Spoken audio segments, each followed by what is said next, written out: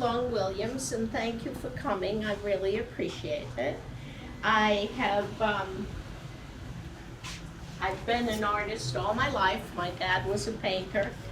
So my happy place was in the studio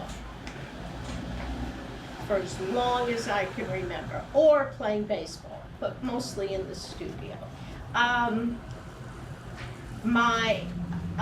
My father started me with private lessons when I was in elementary school with different artists that he knew of. I was raised in the Framingham, Wellesley, Needham area, Massachusetts. So then when I entered high school, I spent all my Saturdays at the museum school taking lessons. And to be honest with you, I didn't want to paint like that. Should I shut this? Can you hear me? I can hear you fine, but it's up to you. Let me just close this so I'm not yelling. Yeah. If you want that microphone, it's right there on the TV. But you can hear me without the I microphone. can hear you. Okay. So where was I? Oh, and then during the summer when I was in high school, I spent my summers in Gloucester, and I would study with a man named James Price, who was the director of the Art Institute in Boston at the time, and he only taught adults, but he took me on when I was a kid. And he was also the president of the Rockport Art Association. So in the summer, we would be in Rockport, Gloucester, and I remember having a meltdown with my little easel set up next to my father, and we're painting the motif. And I said, I don't want to paint like this.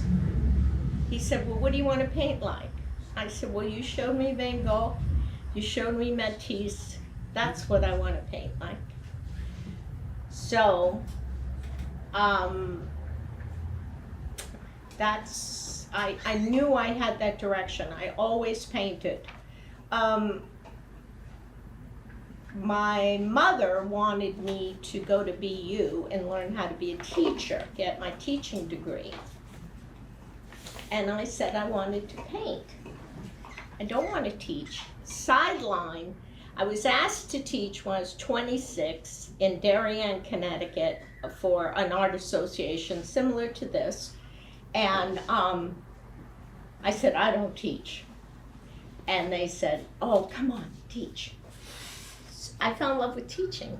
So I've been teaching my way ever since. I taught at the Silvermine College of Art in New Canaan, Connecticut, and I taught at UNH when I came up here. I had co-founded the Block Island Center for the Arts. I lived on the island for many years. And when I moved up here, I started the Wentworth Coolidge Art Center and hired teachers and had gallery space. So it's been more than 50 years of a wonderful journey. I went to commercial art school. When I said I didn't want to go to BU, my mother said, well, I was raised to learn how to take care of myself. You have to learn how to support yourself. So I found commercial art when I was a sophomore in high school, or a junior in high school. And there was a commercial art school in Boston at the time, Vespa George School of Art, that just blew my socks off. I loved it. I loved illustration. I loved graphic design. That was it. I was going to be a designer. And paint. I always painted. That went without saying. So I did go to commercial art school. I worked in New York at an advertising agency, and I did illustration and graphic design. Always painted. and I started the business.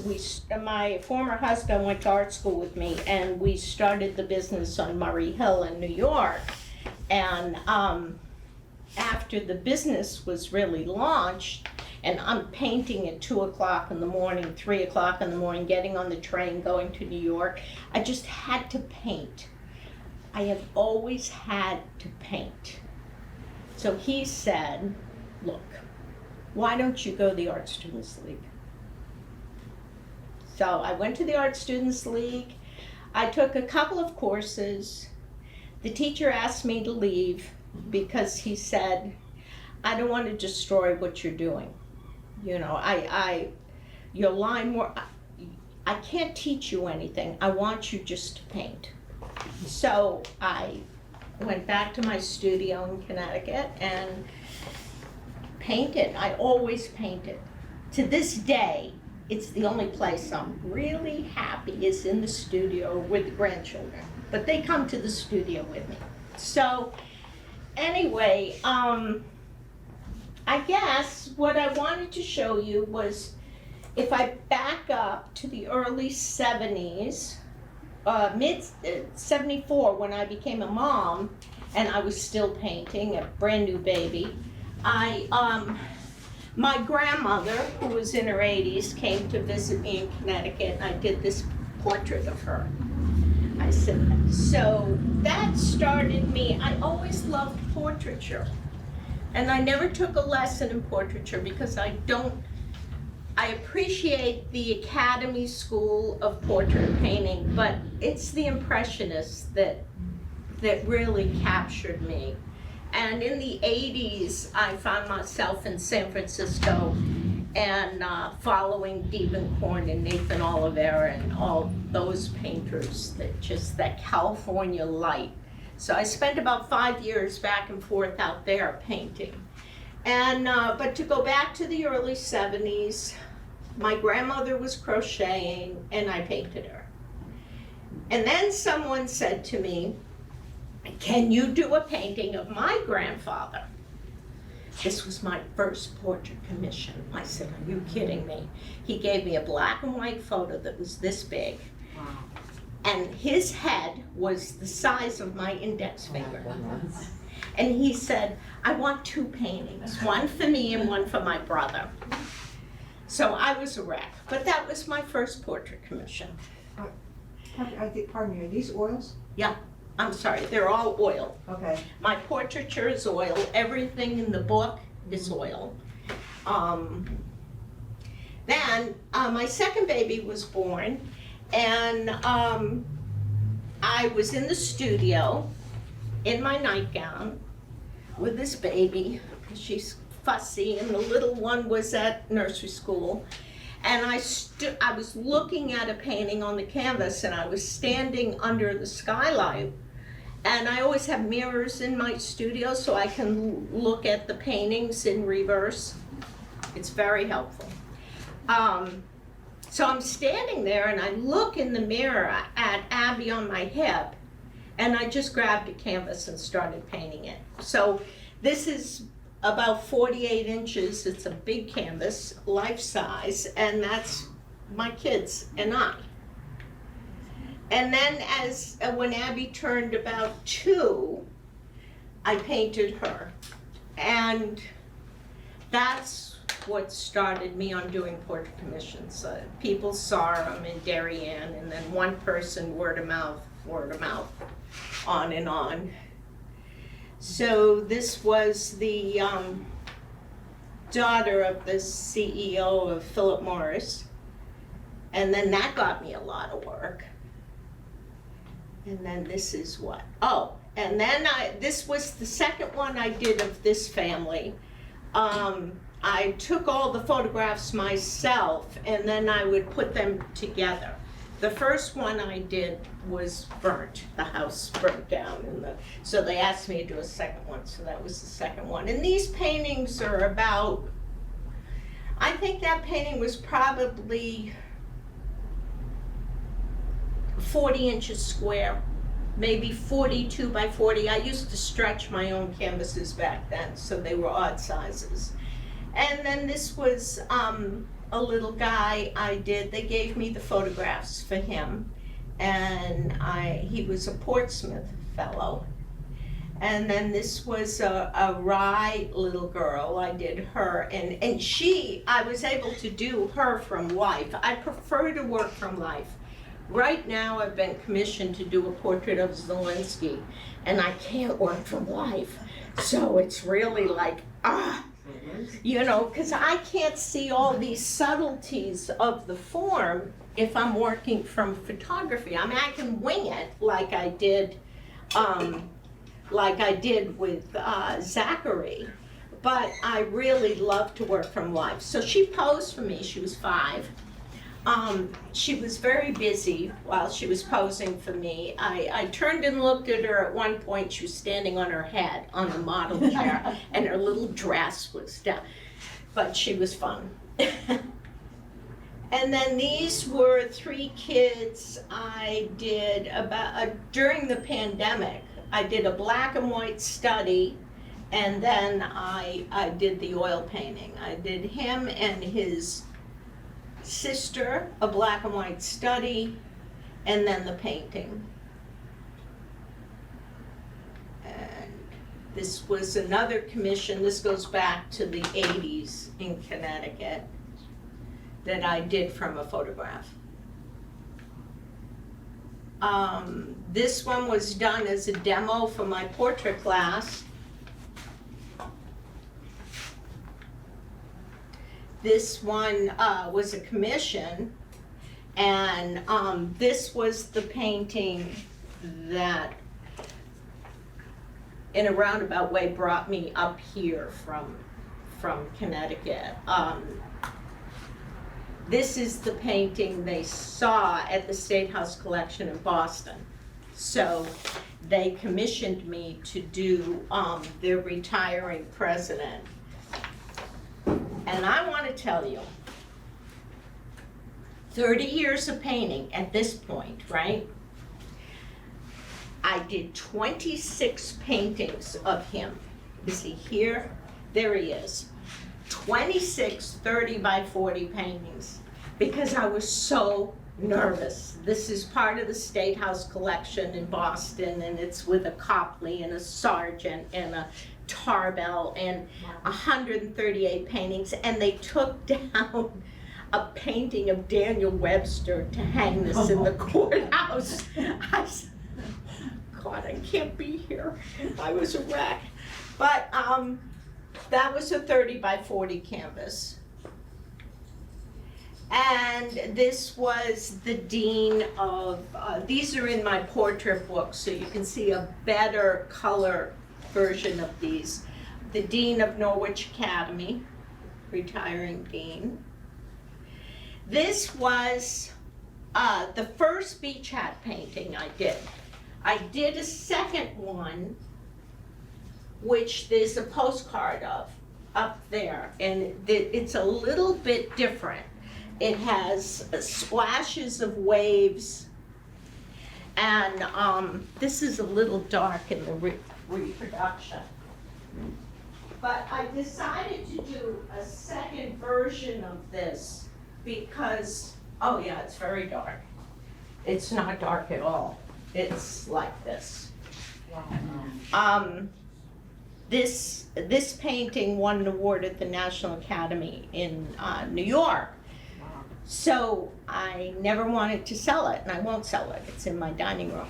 This version of it.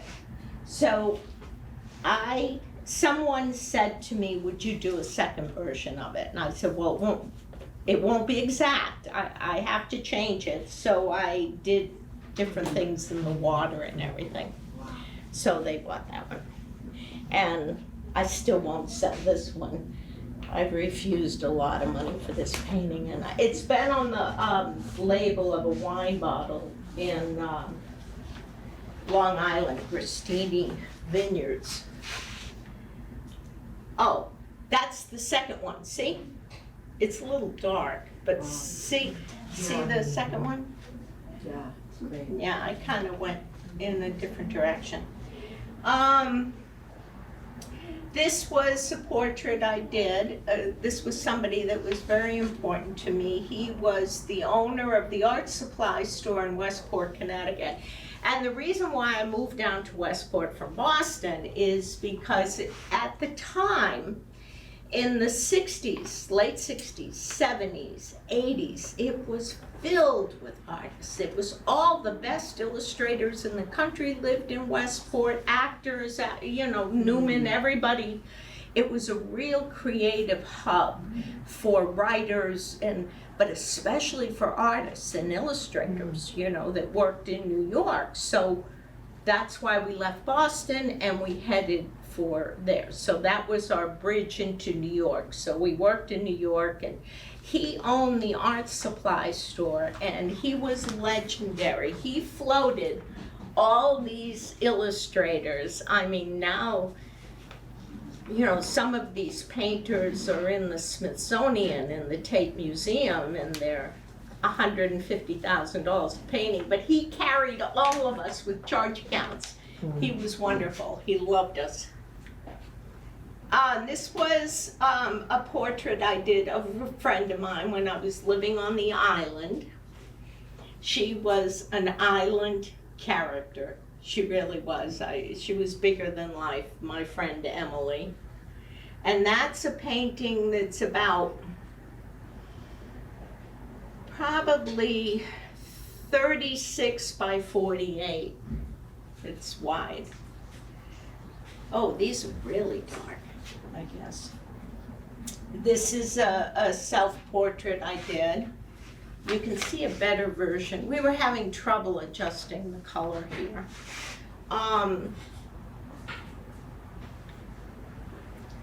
This is a still life I did as a demonstration for one of my classes.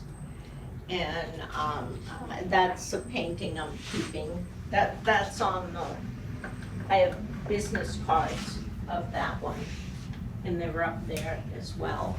Oh, and it's on this card too, for my classes. A self-portrait, again, just a head study. Whenever I'm working on a portrait commission, I get like this. I mean, I can't tell you, I'm a nut with this Zelensky thing. I get like, I don't want to do this, I'm too old for this. I want to go to Florida. No, I don't.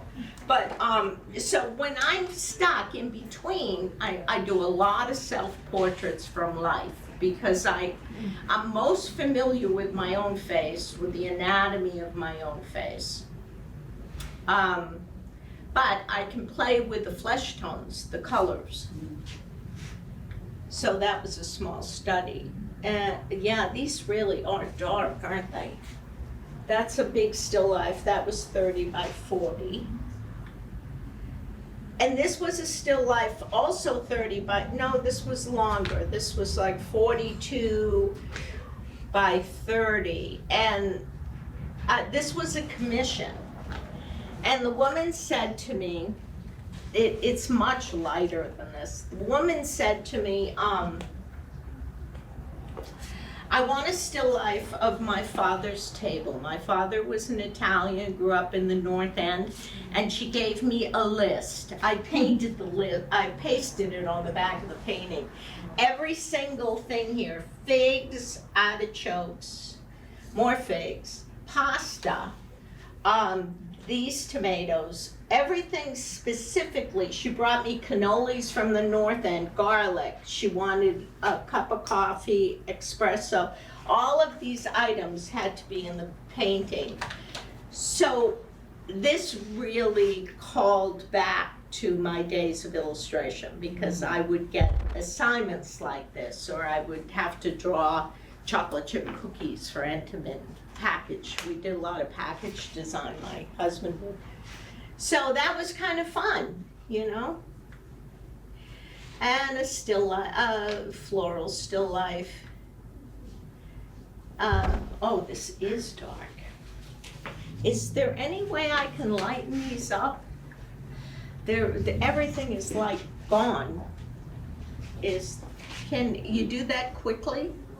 Yep. I mean, How did we do that? They we really, turned it down because it was too blown out. yeah, so, I don't know whether sharpness or brightness. brightness.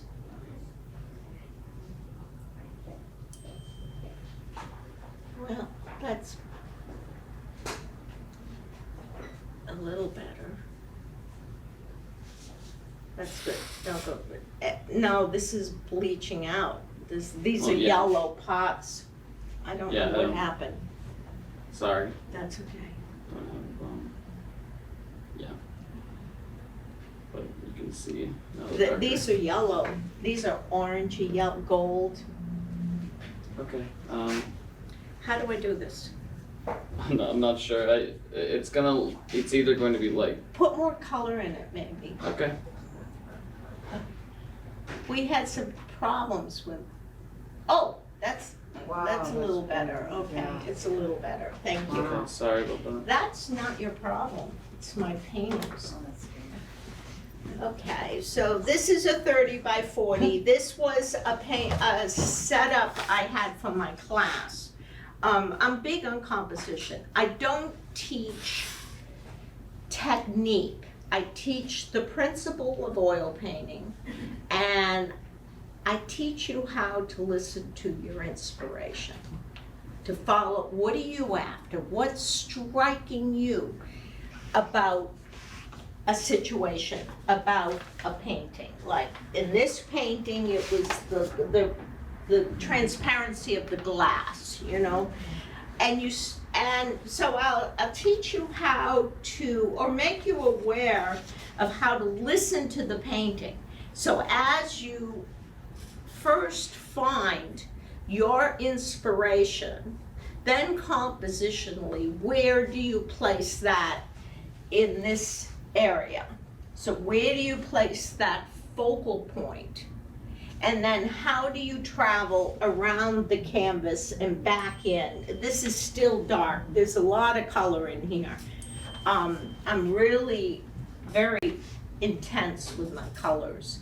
And since I have cataracts, it's getting worse. I mean, I'm brighter and brighter and brighter. So this setup was mostly compositional challenges where we had passages. So you'd move through the painting this way and follow it that way. So I will start something in the studio with the class, and then I don't touch their painting, but if I want to make example or a color issues, we go to my painting, so I don't put a hand in their paintings. And basically, I teach the way I learned how to paint. And most artists are self-taught, you know, and I was self-taught as an artist. I was trained as a designer, but I was self-taught as an artist. I learned, I copied paintings, masters' paintings. That's how I learned how to do portraiture. And I studied anatomy. So for years I've been teaching anatomy and portrait painting from my own miles on the brush, you know? So,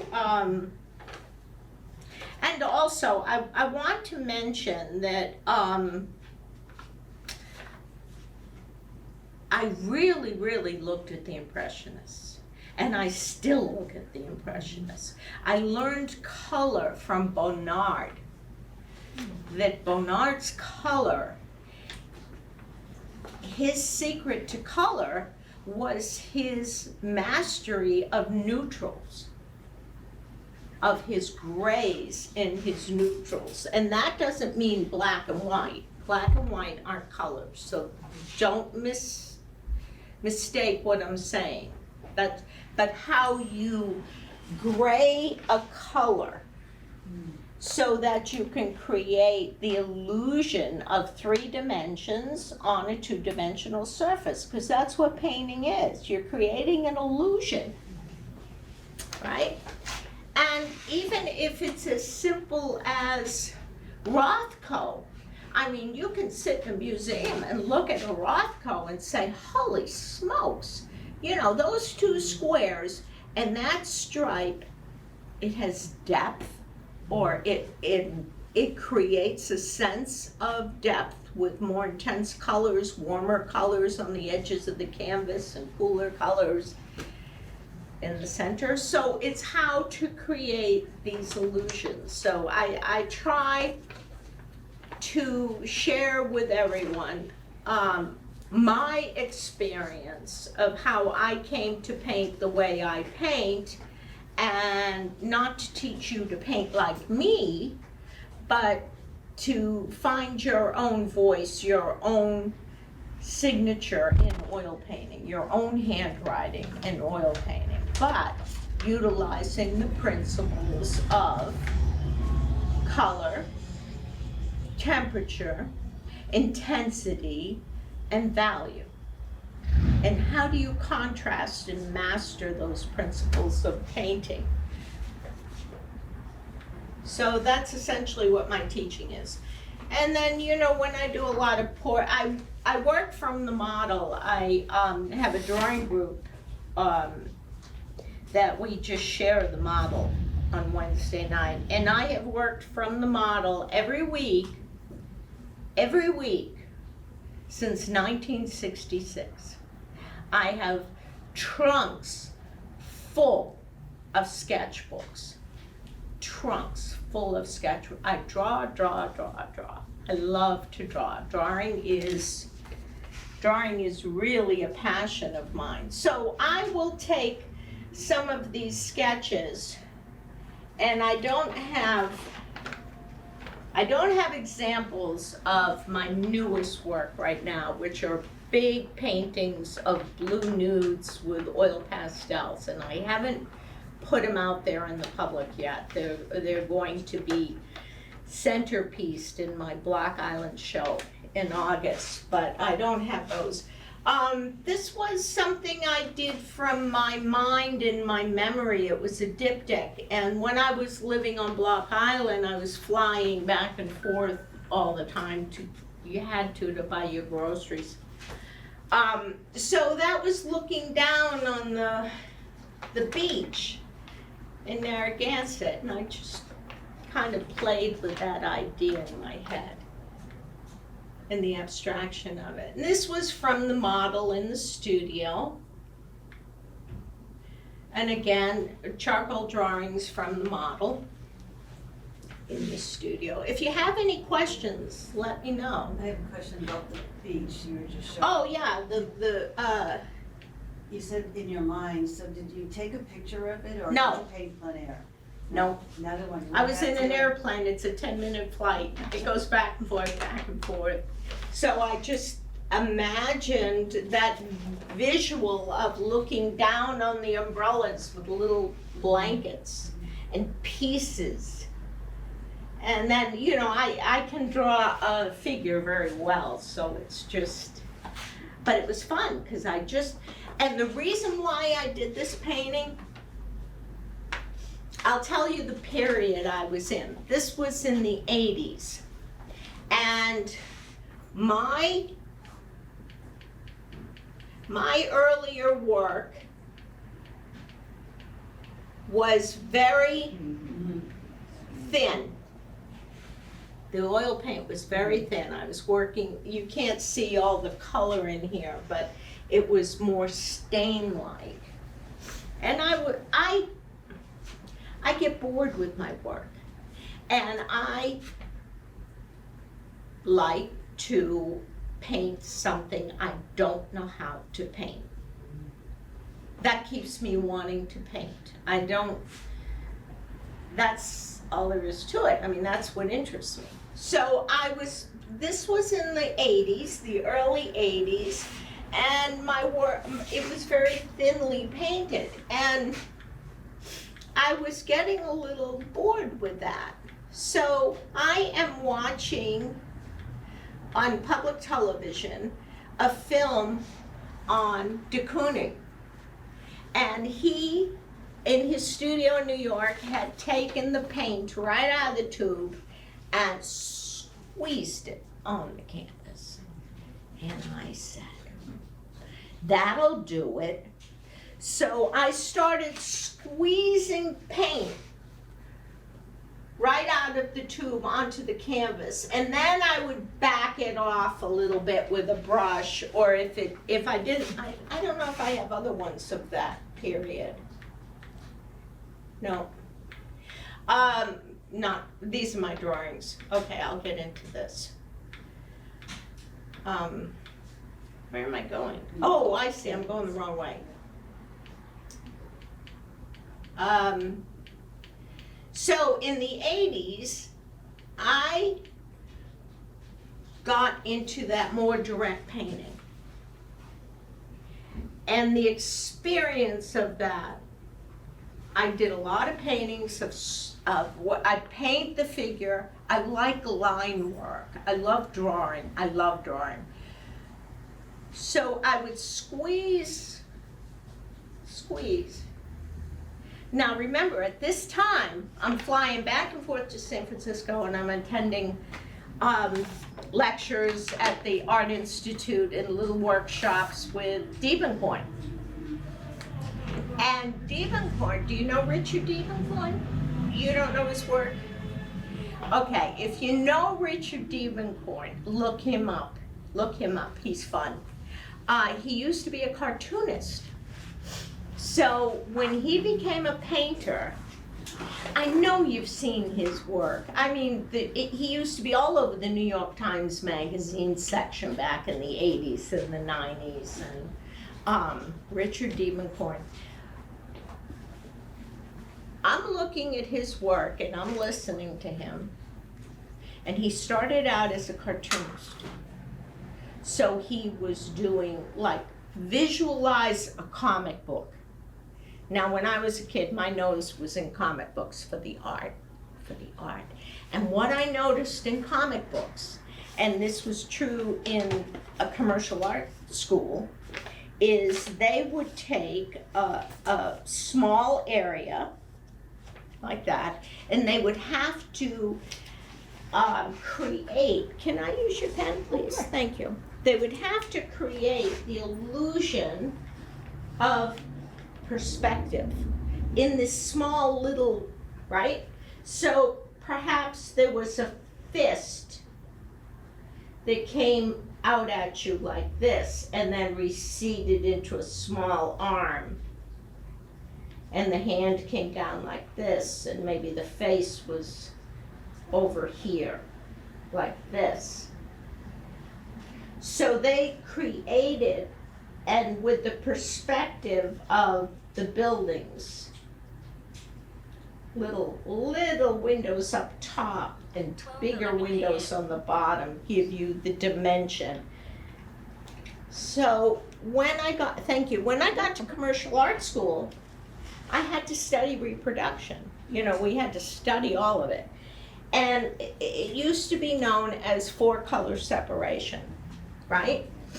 So that means you had the colors that are in your printer today, cyan, magenta, so on. How Diebenkorn created the illusion of form and space is he ran a line, because this was all flat printing, it was called line-to-type printing. He ran a line of an intense color around an object. And I found when I did my watercolors, if I see this intense line? See that intense line of color? See it? Mm-hmm. See how important that is? Look at that. See that intense line of color? So I looked at Diebenkorn's paintings. This is very much kind of like Diebenkorn. And I said, I get that. I get that line of light. It's light on the edge of a form. So by squirting the paint around an object, And then I said, this is ridiculous. I'm going through thousands of dollars worth of paint and scraping it off with a palette knife. But it left me with this line that goes around a form. And I use it to this day in my portraits. See the line of blue? It's not that blue in real life. But that's a shadow. That's a hairline. And then when I go to the museum and I'm looking at Sargent's portraits, there's on the hairline, there's a light blue line, transitional line. So, hearkening back to my experience of 3 weeks at the Art Students League before the teacher asked me to leave and go back and paint, he said to me, never lose your line. So now, if you look at my Facebook page, you'll see these big blue nudes, and I picked up Sennelier oil pastels during the pandemic. And they're big, soft pastels that don't dry. They're not the little ones. And they're big sticks. They're this size, big, round, fat sticks. And when it was appropriate, I would draw a line back into the figure. I can show you some of those on my phone. But anyway, so the line has never left me. The line, you know. How do you know where to put the line? I see it. Oh, I you see it before you I- paint it. No, I see it. All right. If I want to emphasize, gee, it goes back to my work all the way back. Can you see the lines around her? It's that shadow line of light. It's usually between the light and the dark of an object.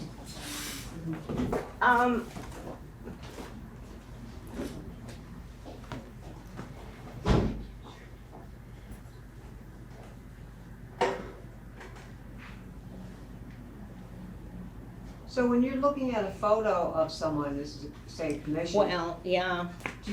are you painting exactly what you're seeing where the No. light, where the, No, God, that's the problem, you know, I don't wanna paint a photograph, you know, so what I will do is this is the Zelensky study.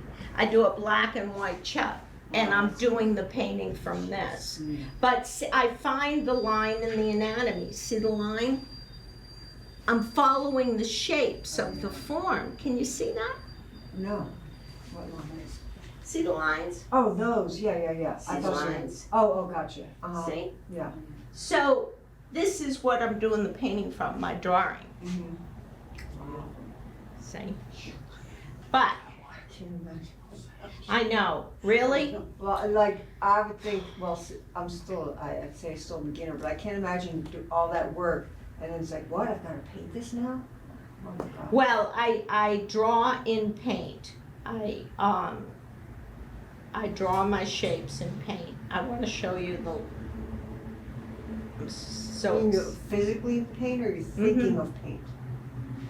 Now, this is a big oil pastel. This is the blue nude. And see the gold line? Mhm. I wanted that line, highlight of light on the figure around my focal point. So, see? Yeah, see? So I'm not saying this is and I'll probably not be doing this, well, I'll be doing my line, but I probably won't be, it'll take me to something else. It always takes me to something else. All right, so I want to share with you how that comes about. It doesn't just, it evolves. It evolves. So, as I said, I draw from the model all the time. And then this was from life. I had 6 hours to do this painting, and it's 30 by 40.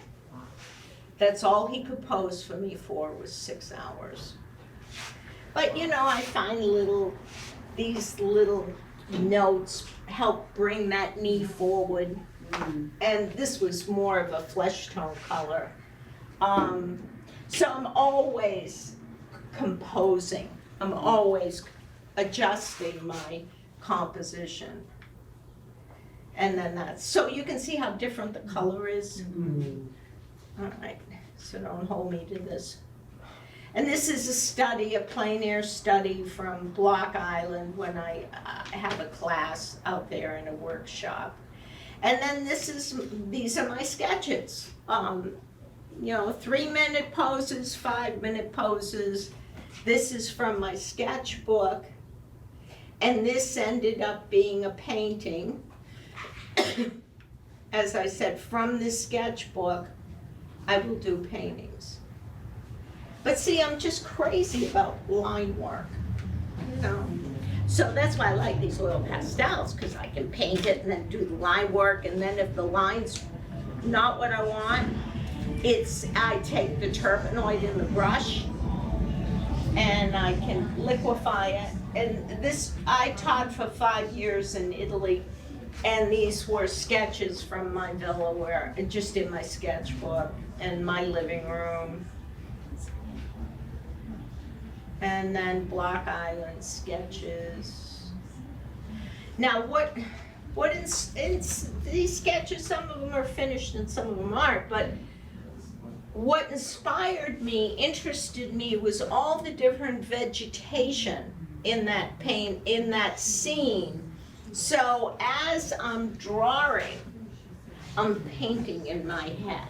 So these are all ideas for the painting, and this is in the center of Block Island, downtown. And a friend's house in Nantucket. Block Island, the church. But this is meditation for me. I have a question for Yes. you. So you did that sketch, and obviously when you re-sketch that, preparing to make the painting, you were talking about how you spray it and then you put the oil on after you've sprayed the charcoal. No, I don't paint on top of a charcoal painting. You don't? No, and I don't paint on top of unless I'm just very lightly, for the sake of, like, this was a demo for class. Yep. So I guess there were some charcoal lines, but to answer your question, Rich, Yep. excuse me, I'll spray it with fixative. So you would just lightly sketch So on some a of it? portrait, I would, just to get the proportions, Right. I would sketch it. I was just wondering, like, something architectural like that where, the things have to be in alignment and you have your vanishing points and all that stuff. Mhm. You lay that out with painted lines, or how do you get, if you're Yeah, gonna well, make if that? I was going to make a painting of this, these sketches are in a big leather-bound sketchbook Yeah. from Italy, a Fabriano book. You can see, here's the center page of the book. Right.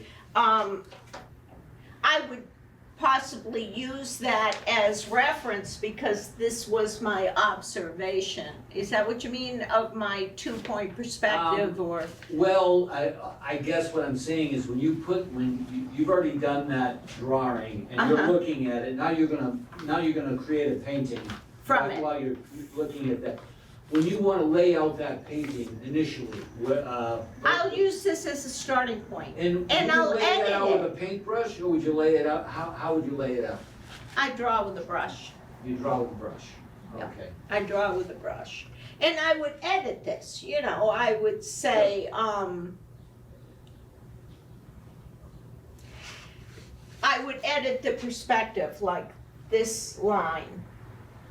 I'm not getting the worm's eye view that I'm getting with this roof line. So I would make changes. Mm-hmm. And then this is from a model in the studio from one of our drawing groups. And this is a model study for a portrait. And these ended up, these are the, the quick 3-minute poses, 5-minute poses that ended up being in a painting.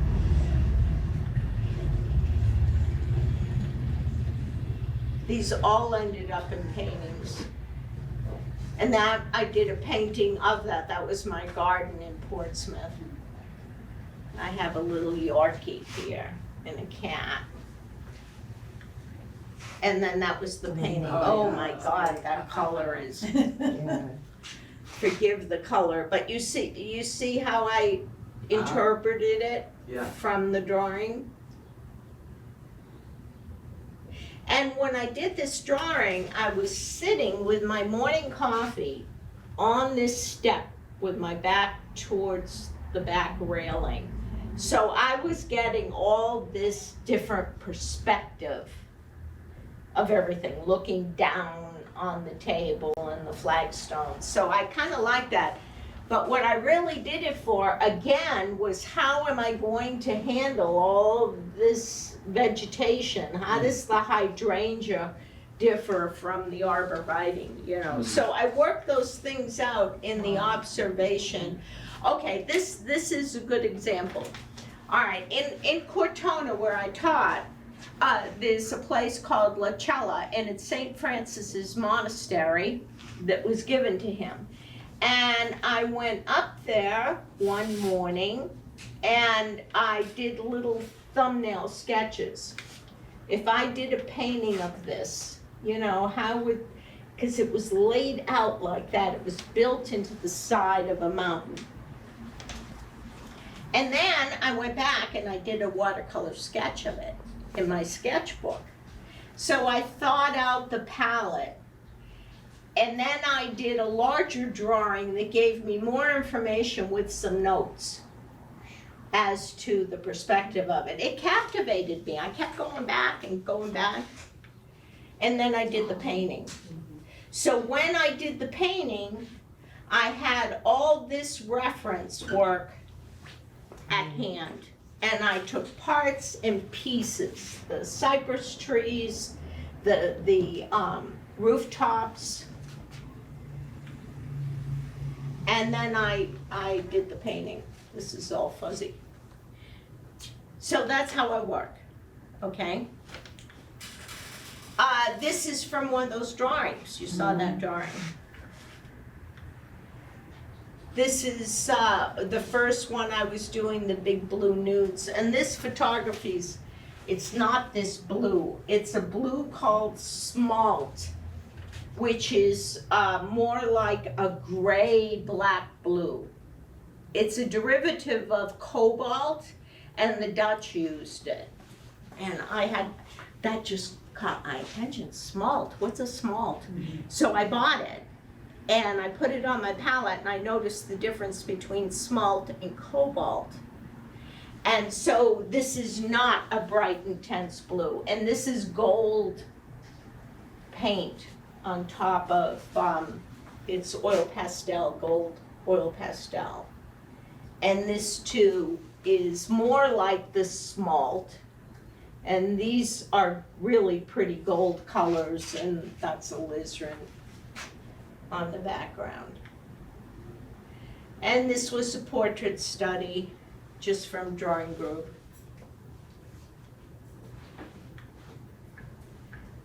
And this was a demonstration for one of my classes. See how the line kind of worked? You see? That,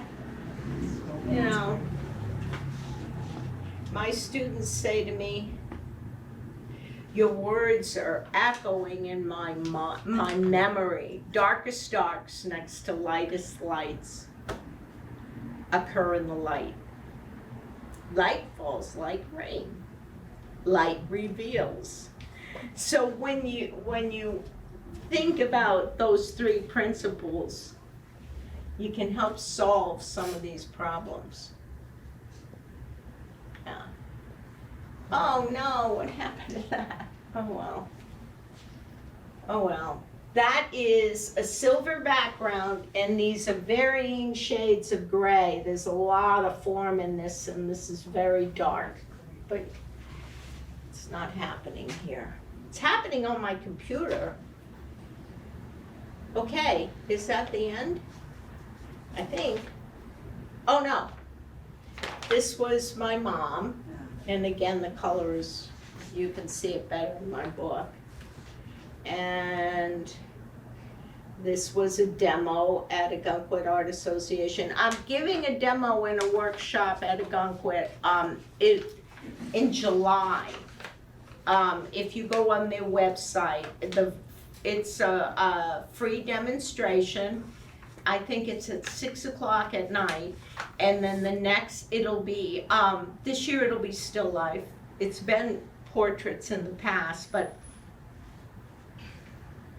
the demo is 3 hours at night, or 2.5 hours, as long as I can stand. And then the next day is a one-day painting workshop. That's at the Barn Gallery in Exeter. Wasn't you this summer? That's this July. Okay. So go on their website, yeah. And that's a house on Block Island, that's the Narragansett, that was from a workshop. And then these are some of the watercolors. I started doing watercolor, I am not a happy person if I'm not painting. And if I'm painting in the studio, when I'm not in the studio, I'm always painting. I'm thinking about Zelensky like you wouldn't believe. 4 o'clock in the morning, I'm thinking about Zelensky. So, I'm always painting, you know. And I remember when the first day of orientation at art school, and the dean of the art school spoke to us, and he said, "You're making a commitment as an artist. You will never see the world in the same way again. You will always see it through the eyes of an artist." And it just happens. It happens. All that training. And when I was a designer and an illustrator, for many years, I had a sketchbook next to my bed. And, you know, you wake up at 2 o'clock in the morning, you can't get back to sleep, or just before, I don't know if this has happened to you, just before I fall into that deep sleep, I get an image. I get an image. It's something that's been rattling around in here. So I'll make a note of it. I'll make a note, you know, and, cause I can't catch it. If I wake up in the morning, it's gone. So, I'm only happy when I'm painting. Well, I had foot surgery 3 years ago, and I was in a wheelchair, total reconstruction from a massage. Thank you very much. And I was insane. I couldn't go upstairs to the studio. I couldn't stand. You know, you had to have this thing up and then I fractured my knee. So it had to be up for like 6 weeks. And my friend that was taking care of me, bless her heart, she happened to have taken care of Norman Rockwell in the last 2 years of his life when he couldn't really paint at his easel. So I'm watching through the window of my garden just kind of disintegrate and doing all sorts of weird things. And she said, "Why don't you do watercolor?" I said, I'm not a watercolorist. I only do watercolor in my sketchbook, you know, for ideas for paintings. And she said, "I can bring all your stuff down."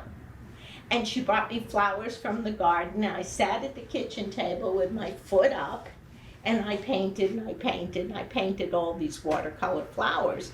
And the problem with me in watercolor is when I was in art school, there was a technique to watercolor. Everybody line up at the sink, soak your paper, bring your paper back to your drawing table, tape it all down. Now with a number 12 brush, a little Payne's gray, we're gonna do a sky.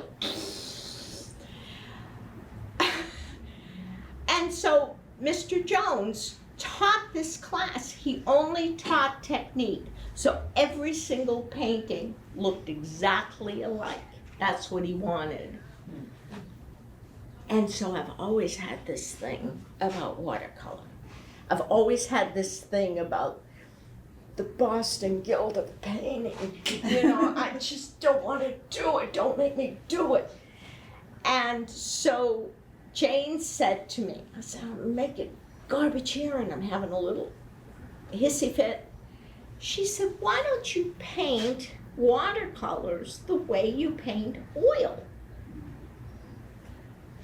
So I started painting watercolors the way I paint oil, with the shapes, with the number 6 value first, then go lighter, then go darker, you know, and I started enjoying it. So I pumped out about 38 of these watercolors, and I still do them sometimes. You know, they let me play like my drawings did. They let me play with shapes and patterns and get lost in all of this. And I noticed that your backgrounds, you keep them light. Well, I yeah, like that, because I always struggle with a background around flowers. It's always, yeah, in oil paints it's different, but in watercolor you really don't have much, you know, you need the white of the paper. and those are your flowers, so. These are my Mean flowers something. from my garden, and an old antique jar I had, blue jar, and I played with depth. I tried to play with spatial depth here, and I kind of got lost in it. So I do that when I just want to have fun. But it's helping me in my oil. It's changing my oil. And this is a recent oil. Boy, that color's way off. That's a 30 by 40. Whoa. Yeah, these colors are very saturated with lemon yellow in this. And then that's my granddaughter. And I got her and her brother to pose for me just before the pandemic. A day with Granny in the studio. And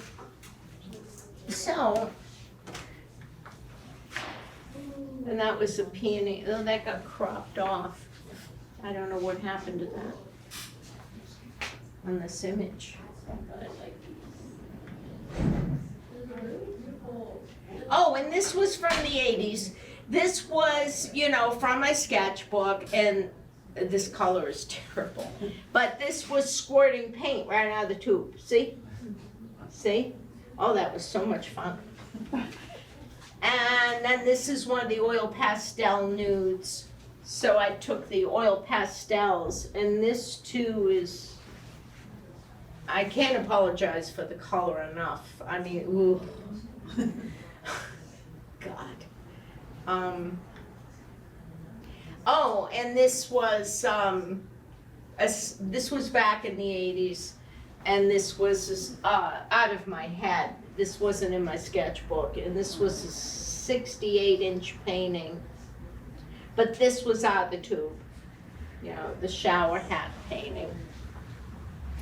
And the woman that bought that painting designed a bathroom around it, and she lived in Cape Nattic and built a contemporary house right on, this was so weird, right on the cliff. So everything, the house was all cement and stone and glass, and it was all about being on, it was near the cliff house, and it was all about being on this big rock, right? So I had no idea. She bought the painting 3 years before she built the house. And after it was done, she said it was the only painting in the house there wasn't a plant in the house. There wasn't anything warm and fuzzy. And when I had to photograph the painting for American Artist magazine, and what she did was, this was a wall in the bathroom. This was all glass, all glass. It looked out over the ocean, and the horizon line of the ocean was right in line with that part of the painting. And then the bathtub was, you're down low, the painting's up high, you go up these steps, and this stone bathtub looks right at the painting. It was crazy. But you know, I brought the photographer, they shot the painting for the magazine, and then when I left, you know, my paintings they're like my children, I guess, you know. I said to the photographer, I feel really strange leaving my paint, because my studio's full of color, my house, everything is gray, black and white, but there's paintings everywhere, there's flowers everywhere, and it just made me feel like this painting was just there in this stark, it's crazy, huh? And this was, I had the same model for every week for 7 years, and I got a lot of good paintings out of her, and that's a huge painting, and it's not bright eraser pink, believe me, but that's a big painting. That's about 50 inches wide, and yeah, and again, Block Island, plein air studies. See, you notice that line of light and color? It's not as garish as it is here, but it's the grass that's reflecting up under the soffit. Yeah. So, and again, I don't know why all these paintings are so lemon neon yellow, but, and that was a head study. Have you studied when you said Impressionists, are you speaking of Monet and Pissarro and all those? Well, they're not my favorites. Oh, I mean the European yeah. versus, have Yeah. you looked at the Russian Impressionists? Some of them, but I spent a lot of time in the south of France. I painted in the south of France, that light in the south of France, that lavender light. It's so different from West Coast light, from Block Island light, where there aren't any trees on Block Island, or there never used to be in the 70s, and the light, it was like when we were on our boat, the light comes from different directions, you know? So the shadows are full of light, even though they're shadows, you know? So, no, I haven't, oh God, that's so orange. That one was in the magazine, yeah. And then this was next to my villa. I rented these with these little farmhouses. Wow. I'm out in the field. I would stay there 2-3 months, and the group would come over for 10 days, and I'd take them all over the place, all over Tuscany, to paint different sites, different problems. And after they left, I would paint for myself. So these were the old farmhouses behind my villa, and I'm out in the field. I have my easel, and you know, the Italians are wonderful. And this little old Italian guy, well, he's probably my age now, and he comes out to me, and I was focusing, my easel was like this, and he picks up my easel and he goes, no, no, no, no, no. And he turns my easel this way because he wanted more of a painting of his house. And he goes, Bella, Bella, you paint this. So I said, thanks. You know?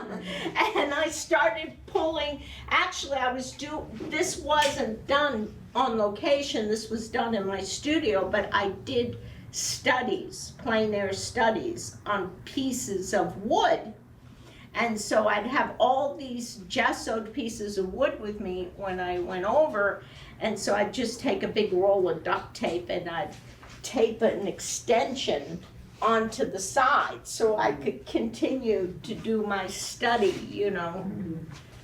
And that was so sweet. And then he invited me for dinner. It was very playful. Yeah, it was. I Painting, loved yeah. it. So where am I going here? Okay,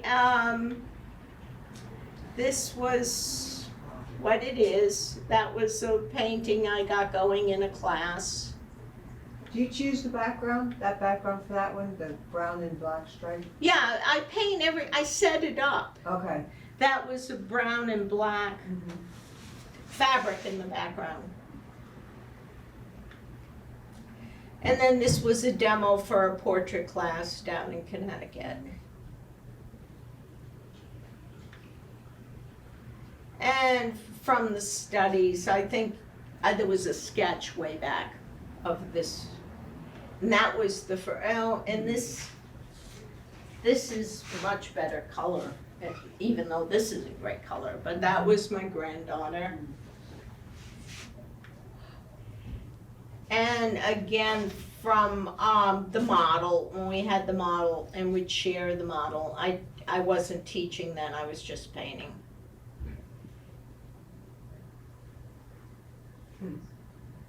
See the line of light? Yeah. See? So I'm out in California back in the late 80s, and there's that line on the edge.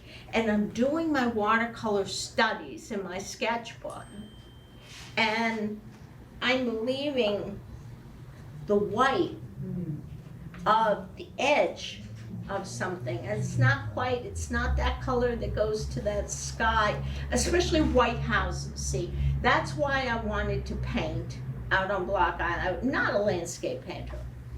It doesn't interest me that much. And I can't make it look any better than it is. I mean, you know, I would sit on a rock for hours out on the island in January and just go, oh my God. Oh my God. You know, and but I liked painting the white houses because the white houses were always changing with whatever the weather was. The white was never white. It was never white. So in watercolor studies, I'd get the tone in, or it may be in the shadow or in the sun. But that edge you leave the white paper on the White House. When I look, there's an edge of yellow light that bounces around the edge. You know, I always said to my students, look, don't stare. So many times when we would be on location painting, especially plein air, I would have them put their easel, their back to their subject. So if they're painting this scene here, this building, then their easel's over here. And what that means is they're flashing.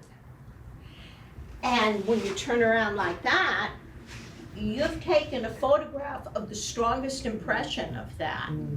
And I'll tell you, when I first started doing the workshops in Italy, they would be 10 days workshop. So everybody was expected to work 9 days and have a morning off in between. And they said, you're killing us. You're killing us. We want to go shopping. I said, what? Because I'm taking them to different towns. So I had to learn, you know, because that's the way I was. I paint till I drop, you know, and so it was like, oh, okay, morning painting, afternoon painting, so I had to kind of, they were on vacation, and I had 21 people, and they were saying, please, will you take it easy? I said, all right, we're only gonna paint 6 consecutive days. You can have 1 day off, or maybe it was 7 days. After 4 days of painting, you could have 1 day off, but you had to do a painting in the morning. And that painting couldn't take you more than 2 hours, an hour and a half. And what you were gonna paint was small, and it was gonna be your strongest memory from the previous 4 days we had painted in different locations. No reference. And they knocked out these jewels, these little paintings, because it was their strongest impression. And they were well familiar by that time with the light, because they'd been painting 4 days. They had been absorbing this environment. They already knew the palette, you know, they knew those tile roofs were Rembrandt, vermilion, and cobalt blue. You know, they just knew, they knew. And at the end of the workshop, I had made friends in Cortona, and they wanted us to have the critique in the theater. So there must have been, for critique, at the end of the workshop, I think I critiqued 60, 70 paintings. Wow. Boom, ba ba boom, ba ba boom. But those little jewels.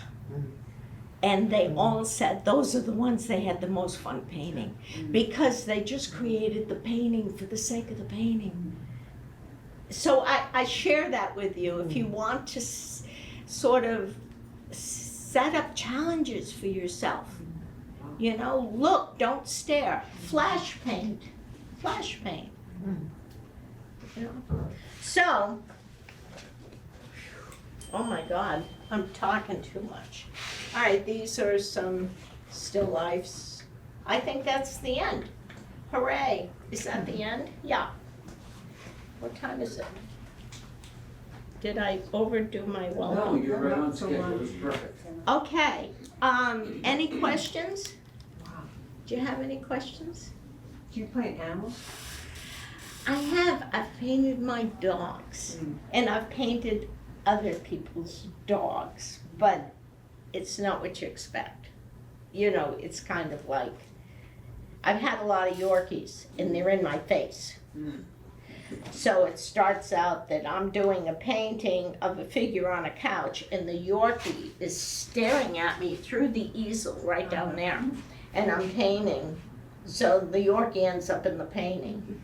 Or, you know, if you've ever had a Yorkie, they're crazy. They're always right at your feet. So, yeah, and you know, in the 80s, we lived way out in the country in Connecticut. We were in the middle of Forest Preserve, and we didn't have a house for a mile. And there was a dairy farm. And I'd go sit on the stone walls, and I'd draw the big, wonderful shapes of the cows. And I'd watch the cows, and the cows would watch me. It was, yeah, I have done animals that strike me. I have a question. Yeah. About Boston at the State House. Does that, your paintings stay there for? It's part of the indefinitely? collection, yeah. Yeah. It's Is in it the, in the flag room, or is it? oh, they told me it's in the, they just sent me an email. I did this 20 years ago, but they just sent me an email and said it's in the courtroom. It's yeah, They've done a lot of neat things at the State House. Yeah. Brought back a lot of energy. I haven't seen I it. gotta go back, cause I used to work there in the 70s. Oh, did you? I did. Well, did you know Jim Brink, the one I did the painting of? No. He, oh, okay, But, no. yeah. But, there's a lot of energy in the building. It's very old and beautiful. But it's been moved to the new State House, Oh, in the courtroom of the the whole collection, they said had been moved to the new State House. that sounds great. I know that's your, I was a wreck. yes. I was a wreck. Because I thought, oh my God, I'm looking at all the other paintings in the collection, and they're all of that Boston School of Painting, you know, and I love Sargent, but I don't paint like Sargent. Who can paint like Sargent? But I thought, oh my God, they're all black backgrounds and I've got to make it look like So he when you, sat for hours for me when too. you do 26 portraits of someone, how do you decide which one is the one? When they weren't all finished. No, They weren't okay. all finished. They were 26, like right now with Zelensky. I've got the 30 by 40 on the easel. And I've drawn in 2 other 30 by 40s in a different gesture, a different lighting. So then if I hit a wall on this one, you know, I have the painting has to keep talking to you. Do you know what that means? You put something down, I don't have an image, this is what it's gonna look like at the end. I just kind of run with it. You know, if one side of the face is in shadow and I'm squinting at it and I don't see the sharp form in the light, then maybe that's all reduced. So the painting has to keep talking to me. And so those 26 starts, even though they were 30 by 40 inch canvases, those 26 starts, it was only the last one that I said yes, and I started running with it, you know. Yeah, you paint, right? Not like you do, and not portraits. No, but I don't mean, paint you've portraits. had Yeah. the experience of listening to a painting and having the painting direct you, and that's what I really like to teach. And you know, I'm so proud. It was about 15 years ago, Exeter Artist Association asked me if I would have an exhibit of my students. So I got, you know, I have a couple of people who up until 5 years ago have been studying with me since 1976. And I sent out an email and I said, anybody want to participate? Well, you know, I got about 20 students, 30 students that wanted to be part of the show. And the most exciting thing for me, I hung it, I was alone, leave me alone for 2 days, let me hang this, they were all different. They were all individual. And it just made me feel like, God, this is so great. You know, none of them were painted like me. I mean, sometimes you can see the thread, just like I have been influenced. I'm not an original. None of us are original. I mean, we're all influenced. We're all parts and pieces of our experiences, you know, our life experiences. I taught a master's class for 5 years up here, and it was a class that I developed. I had the same 10 students for about 4 or 5 years, and I kept that class closed off. So they all grew together. And I said, let's do a master's class. So what I designed was one problem for the year. And we had a dinner, I had a printed syllabus, and example. One year it was inside, outside with a figure, at least one figure. So during the course of that year, we did plein air paintings on the streets of Portsmouth. We went into the bakery. We did at popovers. They let us do sketches for reference. We went to the mall at 7 o'clock in the morning and did sketches for reference. They had to work on the final painting on their own. But everything else, every week, I would have a model, and I would set up a model. Well, that beach hat you know, there was a big parasol. I set up a whole setup. So you have 2 days to work on this, 2 classes to work on this. And then the next class was the interior of a room. We were in the studio building and we had to do sketches of the perspective, up the staircase, out the window, all this reference stuff. The other thing they had to keep is they had to keep an artist journal. They had to have 1 day a week where they are just having an artist day, where they are wandering a museum alone. This is not a social event. So walking the beach, wherever they get their inspiration. And they're doing stream of consciousness painting in the morning, writing in the morning before they start painting. So there were all these little exercises, and then at the end of the year, the painting had to be a maximum size, a minimum size. These aren't little paintings, but there were a lot of small paintings that were part of this. So they learned to pull all this information together, and they control the painting. So we did that. We started in September, and then would have critiques, would have discussion groups, either what they were discovering about themselves creatively, where they were getting inspiration. You know, I was stuck and I shared this with, I was doing a portrait commission once, and I couldn't get the neutral. And it was kind of like your sweater. What's your name? Angela. Angela, thank you. It was kind of like your sweater. I was wearing a shirt like that. And I remember it was a Calvin Klein shirt. And I did fashion illustration for a while. And Calvin Klein and Ralph Lauren had 2 distinct palettes. Their artists had 2, and Calvin Klein always had these beautiful neutrals, grays, and I mean, I'm looking at your sweater and I'm seeing raw umber and cobalt blue, and a little touch of alizarin, you know, that.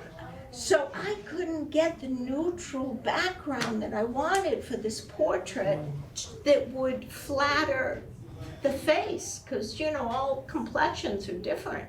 And I'm holding my arm up to the easel. I'm saying, geez, Mom, I'm saying that's the color. That's the color I want. So by sharing that, I said to the students, you don't know where your inspiration, but keep it open in your mind. Keep thinking, and it'll come to you. Sometimes it's a gum wrapper or a piece of seaweed on the beach against gray rocks. You go, wow, that's it, you know? So. Like you said, you start looking at things differently once you paint. You can't turn it on, you can't turn it off. Right. It's like, yeah. I'm just visiting a painting, sorry. Any other questions? Yes. Would it make any difference with the Zelensky portrait if you studied videos, or are they still too flat, like a photograph? If I look at him in a video, well, what I'm doing is I'm doing a number of different perspectives of his anatomy. I'm doing drawings, like I showed you one drawing, but there's actually about 4 or 5 drawings in the studio that are different perspectives of his head. Yeah, so that does, to have that kind of reference does help. Yeah, did you ever hear about Jamie Wyeth? He wrote about the process of the Kennedy portrait when he had a show at the NFA, and he talked about what he had to do to paint someone posthumously. Really? And I'll have to very look for interesting. that. I'm sure it's online. I'll have to look for that. Yeah, I went to a talk with Wyeth, I don't know, 3 or 4 years ago up at the Farnsworth. And I had to tell him, my daughter said to me, both my daughters went to art school, they have degrees in art. And my daughter said to me, Mom, don't tell him the story about his grandfather. So after the talk, I said, I gotta tell you a story. And when my grandmother worked in N.C. Wyatt's father's greenhouse in Needham. He developed a breed of pansies. And so this is in Needham, and they live down the street on South Street. And I'm in my grandmother's kitchen. Breakfast is over. I'm sitting there with a cold bowl of wheatina. No, you're not getting up until you finish your cereal. I'm like, So she said, you want to be an artist? I said, yes. So she said, look at this. And she showed me the back of the box, and it was the Indian like this. And she said, Mr. Wyeth did that painting, and he lives down the street. And he did it because he ate his wheatina. So then she pulls out the Needham calendar, and there was a Wyeth illustration on it, and it was inscribed, to Helen, Happy New Year. And she said, so if you want to be an artist like Mr. Wyeth. And then over my bed was the cloud painting, the children on the beach looking up at the cloud with the giant in the cloud. You know that painting, that N.C. Wyeth painting? I just stared at that painting. And so Wyeth I always felt like I became an artist because I ate my wheatina or something. Wasn't that stuff awful when you didn't eat it right away? So that's about it. Yeah, I'll have to look for that. Thanks for sharing that with me. I did read Painting of a Portrait by Giacometti, by James Lord. And it was about James Lord posing for Giacometti in the south of France to have his portrait done. And you know who Alberto Giacometti is. He's a sculptor, but he's dead. But he's in the metropolitan, he's world renowned. So James Lord was an author, and Giacometti asked him to pose in his studio for a portrait. And it's just a little thin book. You can read it, but it's the same kind of thing.